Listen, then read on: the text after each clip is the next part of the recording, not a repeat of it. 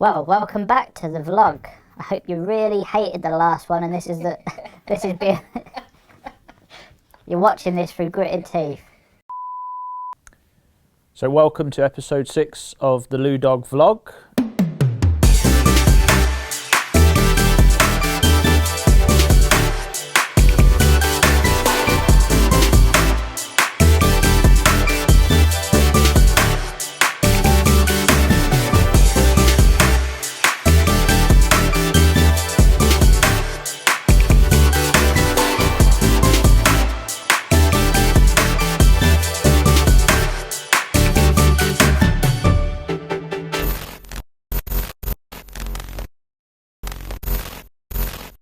I hope you enjoyed episode 5 and some of those big fish that we showed on that. I'd like to thank everybody for the feedback from episode 5. We finished off at Home Fen and got a lot of nice feedback from people who really enjoyed watching the big fish that we caught at Home Fen. Also got a few haters as well, so thanks to you guys as well. I'm glad it really ruined your day watching us catch fish from Home Fen. That was always nice to read those comments, fuels you to want to go more and catch more. Yeah, so we finished off with Home Fen, like I said. I'd like to thank everybody who entered the competition last month. We gave away 5 Exocet marker floats and we had lots of comments on the YouTube feed for that. And today we're actually going to be giving away another prize. We're going to be giving you the opportunity to win one of the brand new EOS 10,000 Pro reels. These are worth £99.99, so £100 reel. We're going to be giving away one at the end of this vlog, so you're going to have to watch all the way through, and at the end of the vlog there's going to be a question. You're going to put your answers below and we're going to pick one at random. You're going to win that reel, so keep watching and enter the competition at the end. So the week following Home Fen, I think it was the Thursday, I was travelling up to Lincoln for a charity slideshow. My good friend Jim Wilson was doing a talk about his exploits on a complex of lakes in Lincolnshire that I've fished myself in recent years. And yeah, it was set to be a real good turnout. A lot of the Lincoln lads were supporting the event. It was to raise money for a young kid called Elliot who's got a rare skull condition. And yeah, Jim did a fantastic talk and there was a real big raffle and auction at the end. And I think they managed to raise over £5,000 on that evening. So big well done to Jim on his talk and to Ash for putting on a real good event and raising money for young Elliot. So that was a great night. Saw a lot of people I hadn't seen for a long time. Had a good crack, really enjoyable. So just one day later, 4th of October, the Friday, I was travelling back up to Lincoln for a weekend session on the Syndicate Lake that I've been concentrating on since July. I had a 2-night session ahead of me and I was really looking forward to getting back on there because I'd sort of had a couple of weeks break with visiting Home Fen and one thing or another. So I was back on the lake. The time I've been away, it started to do a lot of big fish. A lot of 35-pound plus fish were getting caught. You know, we're early October into autumn and, you know, perfect time of year for catching big ones. So I was really excited. I had a walk around and saw a couple of fish show in a swim called the Shallows. So I decided to set up in that swim.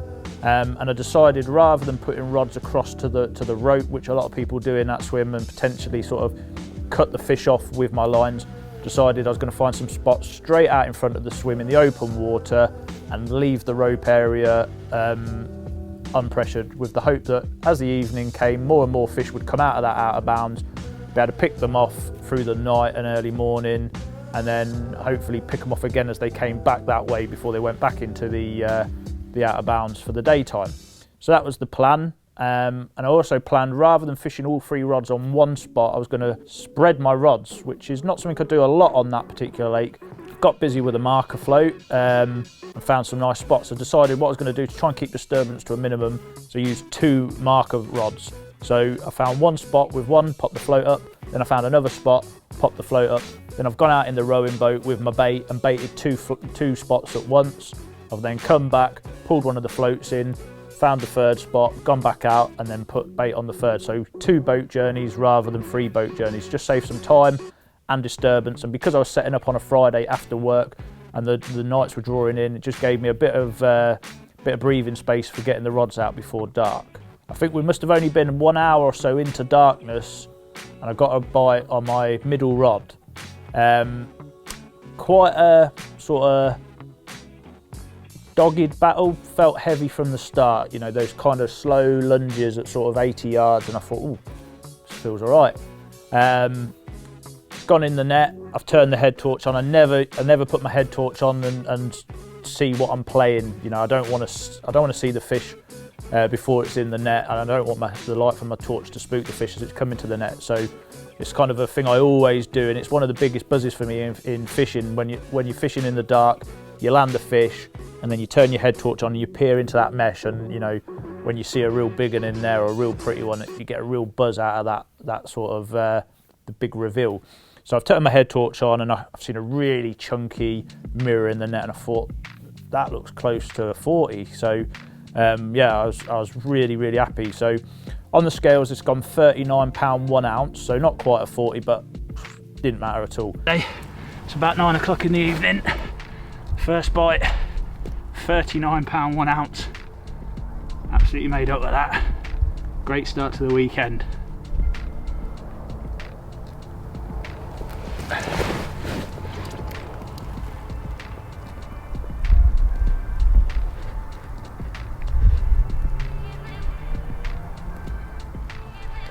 It wasn't actually that long after I put the 39 back that I was to get another chance. It was definitely before midnight, so I reckon it must have been about 11 o'clock. I've had a bite on my middle rod again, but this time the fish has come off really quickly. I reckon the hook pulled inside 5 or 10 seconds. Bumped it off fast. There are some small stockies in the lake, and I sort of convinced myself it was probably one of those little stockies with a soft mouth and hadn't, you know, got the big hook in its mouth properly, and it's just sort of bounced off. So I put the rod back out again, put 3 more spons over it this time, not a lot, and the swim went dead then. Up until that sort of bite, I'd heard the odd fish showing in the area, and I was expecting the bite, but after losing that fish, the swim just died a death. I probably drifted off to sleep sort of just after midnight. Woke up a couple of times in the night for the toilet and never heard anything whilst I was answering the call of nature. Woke up at first light, beautiful morning, the mist was all on the water, real calm, and yeah, one of those sort of mornings where you'd expect to see these dark oily shapes slipping out the water, but nothing. Really quiet morning, and I'm thinking, as it, you know, it's been a cold night, hence the mist on the water, and I'm thinking, have they done the off? So all day I've sort of ummed and ahed on that Saturday. Do I stay put? Do I move? And yeah, my mate Jim Wilson's turned up on the Saturday, and he's decided to fish in the swim next door. So I thought, stay put, have a social with Jim, and just hope that the fish have sort of come back similar time as what I saw them showing the day before. So got the rods back out, everything as you do, ready for the evening. And yeah, thankfully the fish turned up again, and the odd fish were starting to show. And I said to Jim, I feel really confident, and I think, you know, he was like, well, yeah, you're going to get a bite, mate. They're all over you. And yeah, it wasn't even dark. I think it was just sort of last half hour light. I've received a bite, and I'm playing this fish, and it has absolutely run me ragged. It has took probably 40 or 50 yards right on the bite. I'm like, whoa, can't hold it, and it's kiting all the time towards this out of bounds rope. It's going under the rope. I've given it give it some stick to try and keep it from going up too far into the out of bounds under the rope, and I've got it all the way back until it's now 10 yards out. I haven't seen it, and the hook's pulled, and I was just, yeah, Jim was stood behind me. He'd got the net, and he sort of sloped back off to his swim because he knew I was a little bit miffed on that one. Checked the hook, and everything was fine, and it's just bizarre, given it so much stick, you just think if the hook was going to pull, it would have pulled when I was trying to stop it get under this rope. But yeah, that's fishing. I don't know what had happened, but yeah, I was absolutely like, for me, I don't really have hook pulls. I don't lose fish, so my last 2 bites have had hook pulls. I was like, what's going on? This rig served me well for so long. But you know, got the rod back out, and Jim did his best to try and take my mind off of it. And thankfully, a few hours later, my middle rod was away, I think it was, and yeah, the bad run of losses was over, and I finally slipped the net under another fish from the Links Lake, and this one was an absolute belter, mid-20, but almost like a double row linear, big plated scales on it. It's about 8 p.m. I lost one on my left-hand rod after an epic battle. Unfortunately, the hook pulled close in. I didn't get to see it, so I don't know how big it was. I was a little bit despondent, as you would be, but my right-hand rod, a couple of hours later, is gone. And look at that. Absolute beaut, almost double row linear. Really happy. Consolation for losing that fish earlier. 4th bite of the weekend so far, 2nd one landed after that 39 last night, which was just a big old brute, and now this 25-pound absolute scaly banger. That turned out to be the last action for that weekend. 4 bites, 2 landed, 2 lost. Nice to be back, nice to have had a real big one, and I couldn't wait to get back the following week, as you can imagine, because I felt really confident with my tactics with getting bites, and with so many big ones still due from the lake, I thought it's only got to be a matter of time before I could get my name on one of the A team. With being so eager to get back to the lake, I decided to book the Thursday and the Friday off work the following week, which now allowed me to get to the lake on the Wednesday after work. I didn't do a full lap round the lake. I kind of walked sort of the side that you can sort of drive down, and then what they call the nature reserve bank, which is where the shallow swim is that I'd fished the week before.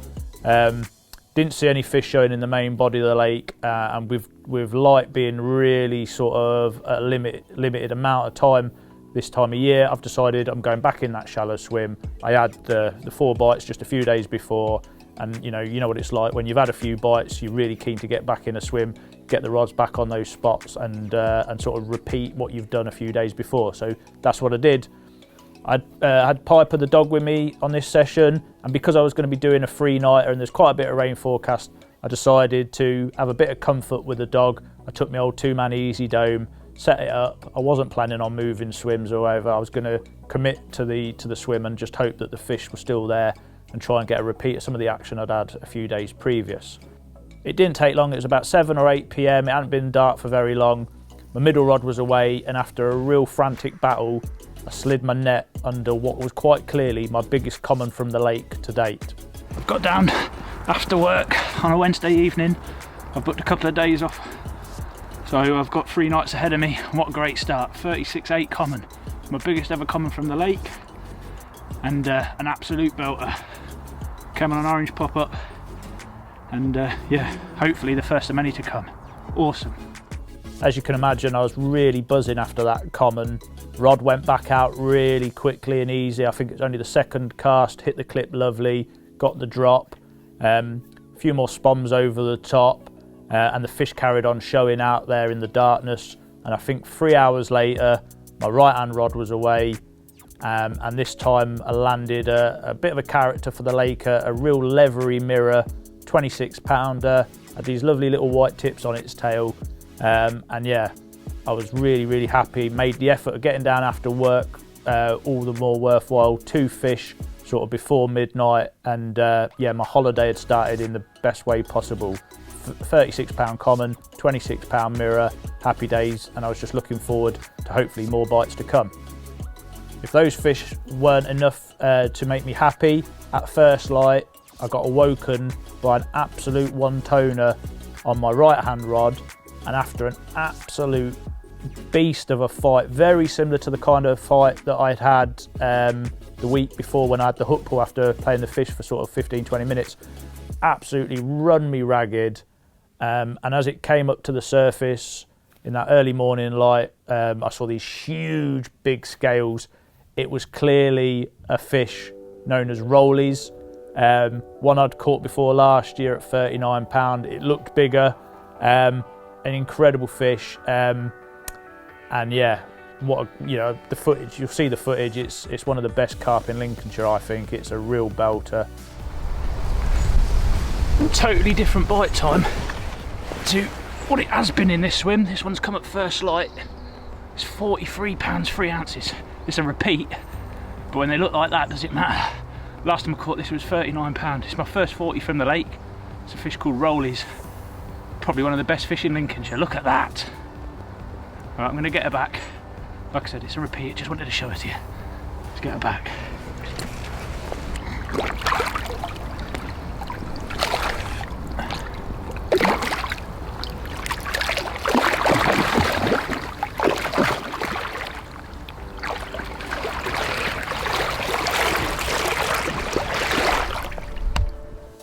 rest of that day went by without much activity. I wound my rods in early afternoon, rested the swim for a bit, went up to the shops with the dog, and then come back, went through the same routine again, rods out, bait out, everything went smoothly. The fish started to show again just on dark, not as many as the previous nights, but they were still there. And yeah, sometime in the night I got a bite. I think it was a left-hand rod this time, and yeah, it resulted in another one of the real nice scaly fish from the lake. A linear of 33 pound 9 ounces, a real belter. Bang on cue, left-hand rod's away. 33 pound 9 of incredible linear. Look at this, look at that, beautiful. Absolute belting 33.9 linear, 7 PM. A lot of bites in this swim at night, but with adequate lighting and a good flash on your camera, there's no excuse for retaining them. You can get lovely pictures, lovely footage, get them back as quickly as possible. Really happy with this one.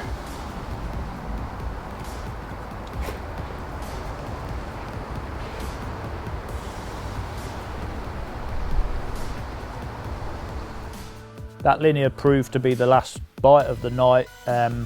It's starting to become clear that the fish weren't there in the same numbers as they had been, and I was debating whether I should move for the last night of my trip. I could only fish until the Saturday. I had social engagements for the Saturday night with Abby, so I wasn't able to do the Saturday night. And I thought, for that last night, do I move? Like I said, I had the big bivvy, I had the dog with me, all of her equipment and stuff, and I thought, yeah, you ain't moving, Lewis. So I put the rods back out, and I must admit I didn't feel confident. Yeah, I went to bed thinking that, you know, really, I was a bit of a lazy bugger. I should have moved, I should have put the effort in, kicked myself a bit, but, you know, I am what I am. If there's one weakness in my fishing, probably being lazy is one of those weaknesses that I have to live with. So it was a bit of a surprise to me when I got awoken at first light by a bite. I'd been up a couple of times in the night for cooler nature, and I just looked at the motionless bobbins, the old night lights glowing away, and I thought, you idiot, they're not here, you ain't catching. And yeah, so at first light to get a bite, I was actually really surprised. I thought, when I first woke up, I thought it must be a swan or something, but it turned out to be a fish. And I don't know what was going on with me that morning. I don't know whether it was shock from actually getting a bite that morning or whether I was just tired, but I forgot to switch the video camera on, so I haven't actually got any video footage of the fish. It was a 37 pounder, one of the Simmos. Hopefully Brad can chuck a photograph of it in at this moment, but yeah, sadly I didn't get any footage. I did manage to remember to turn the camera on though, bizarrely, when I was putting it back. So you might see some footage of it swimming away. But yeah, that turned out to be the last action, because I sort of packed up straight after that, because, as I said, I had things to do with Abby. So packed up, my mate Tony followed me into the swim, and he didn't catch anything that night. So I was kind of right with my gut that swim was starting to really die a death, and I'm not sure it's actually done a bite since, and that's been quite a few weeks now. So yeah, the Saturday, as I said, me and Abby had plans. That involved my good friend and colleague Harry Charrington. His fiancée Alice had arranged a surprise 30th birthday for him. So Mark Pitchers drove to my house, and then we all set off from my house to Alice's parents, where we were going to surprise Harry with a nice intimate gathering of some of his closest friends.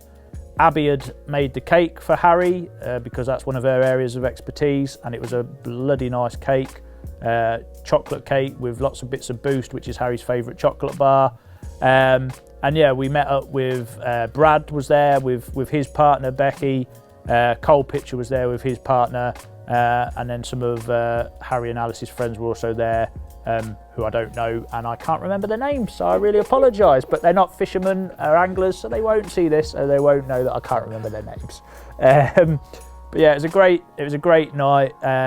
I've known Harry, I think, since he was 14 years of age, and yeah, I can't quite believe that he's 30 now, and it makes me feel really old. But yeah, it was great to be away from the lake. Even though I've been really enjoying my fishing, it was nice to be spending a Saturday night with normal people, in normal surroundings, just being normal for a change, or as normal as I can be anyway.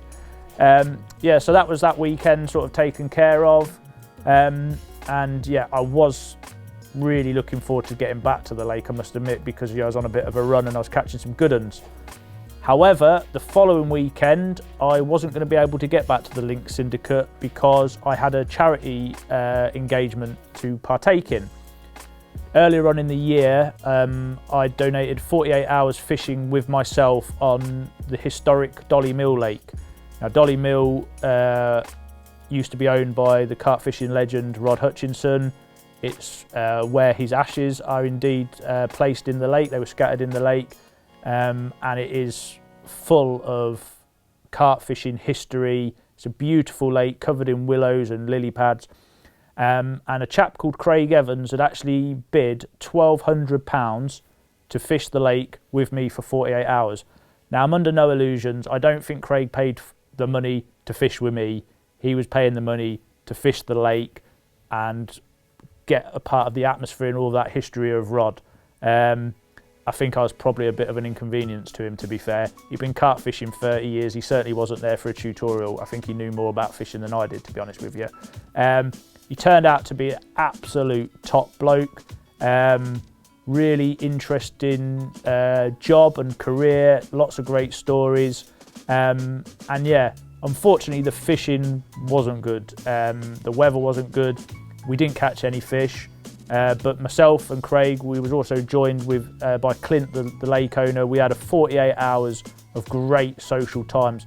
We ate like kings. We had Indian one night, a Chinese the other night, plenty of beers, and yeah, we had a great crack. We was up till the early hours both nights, laughing away. And yeah, myself and Clint have already got plans underway with Craig for him to visit the lake again next spring.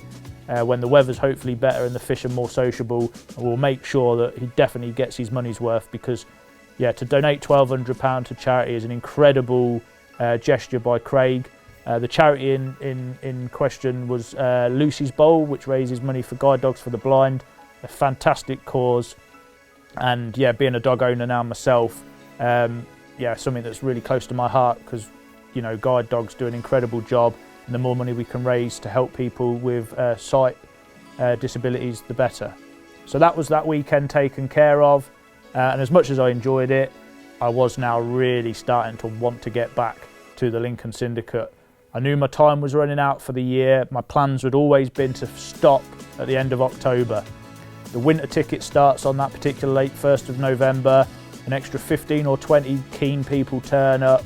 It's getting cold, the fish are slowing down. The banks start getting muddy, like I say, busy banks, lots of anglers about, and I like fishing it in the spring, summer, autumn, when it's not so busy, it's not so cold, it's not so dirty, and the fish are having it. So I'd always decided I was going to be gone by November, so we're now coming into the end of October, and this was going to be my last trip until probably the spring of 2020. I'd got down at the lake early on the Friday afternoon, and it was quite quiet. I was quite surprised how quiet it was.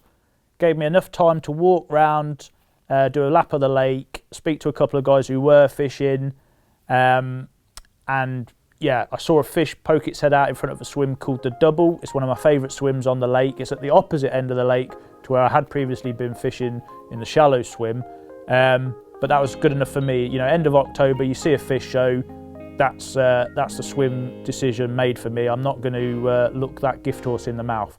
So I've got my gear around into the swim, and I knew on the weather forecast that I probably had an hour and a half to get everything sorted before the heavens opened, and they were forecasting it to rain for 36 hours solid.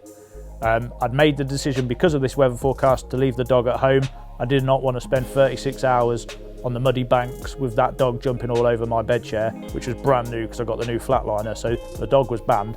And yeah, so luckily I know that swim well. With my swim mapper app, I've got the spot in my phone. In that particular swim, I fish all 3 rods on one baited area. So I've got all 3 rods onto, you know, clipped up, done. I put the marker out, I've jumped in the boat, I've got my outboard on, so I've razzed out 90 yards, put a load of bait out, and then put all 3 rods. Again, the 360s, with the trimmed down ester fruit creams. I wasn't changing any of that. It's been working so well for me since the start of the summer.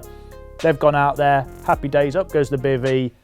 And yeah, I think within an hour of putting the rods out, I had a bite. The rain hadn't come at this stage. I had a bite. I couldn't believe I had a bite as quick as I did, but I had a bite.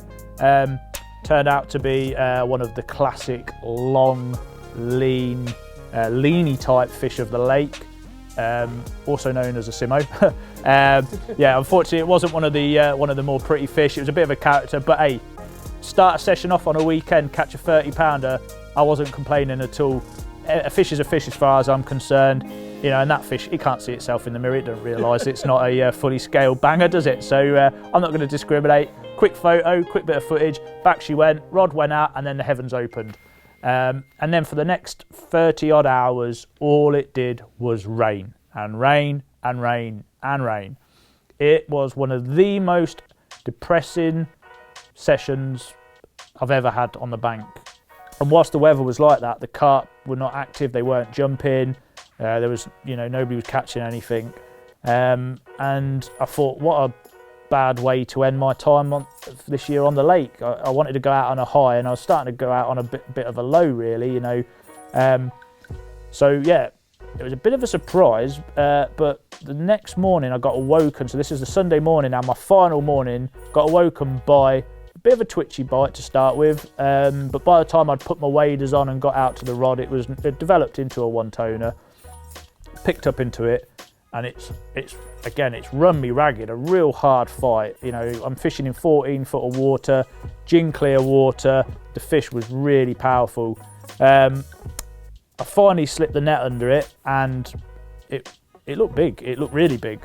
My mate Tony was fishing in the next swim, so I walked down to him and said, "I've got a good one, mate, if you want to come and take some photos and help me with the weigh-in, etc." So Tony's come down, helped with all that, and on the scales it's gone 42 pound 5 ounces. Well, it's right at the end of October, and this is my final morning of the year on the Lincolnshire Syndicate. The winter ticket starts next weekend. I'm going to leave those guys and I'm going to go on to Pastures News for my winter. And what a farewell present. 42 pound 5 ounces. Big old Simo, rut like mad.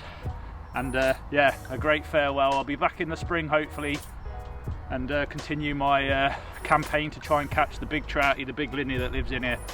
But yeah, if this is the last one, what a great way to finish 2019 on this Link Syndicate.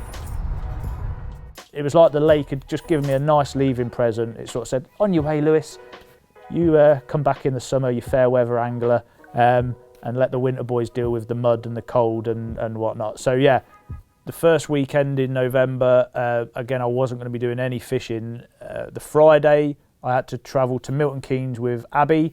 As I've mentioned in previous vlog, she's for the last 6 years been doing an Open University maths degree, and this Friday the 1st of November was her graduation date.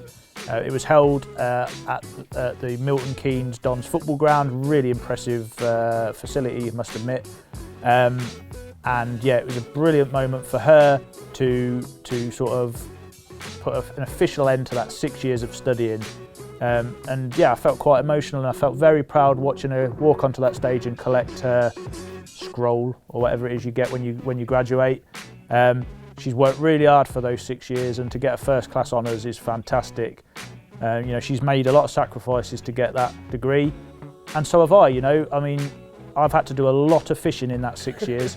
She, you know, she needs a lot of time at home on her own, studying. She needs peace and quiet, so I've had to go fishing sometimes 3, maybe even 4 nights a week to give her that space. And that's not easy, you know. It's a sacrifice that for 6 years I've made, and I've helped support her with her degree. So as she collected that award, I did feel like, you know, I had contributed quite a bit, and it's almost like graduated again myself. Hopefully she'll do a master's now, so I can support her again for the next few years with 3 or 4 nights of fishing a week through the spring and summer. And yeah, if I can offer that kind of support again, I'm more than willing to. But yeah, in seriousness, it was a great day. Later that day, because we'd left the dog with our good friends Jimmy and Faye, they were looking after Piper whilst we was at the Milton Keynes event. We've gone to their house, enjoyed a nice takeaway with them, and celebrated Abby's graduation with them that evening. Then the following day, the Saturday, again, no chance for fishing, another social engagement. This time me and Abby were heading to Nottingham. We met up with our good friends Scott Day and Alpa, his wife. Scott's obviously a colleague of mine at Fox.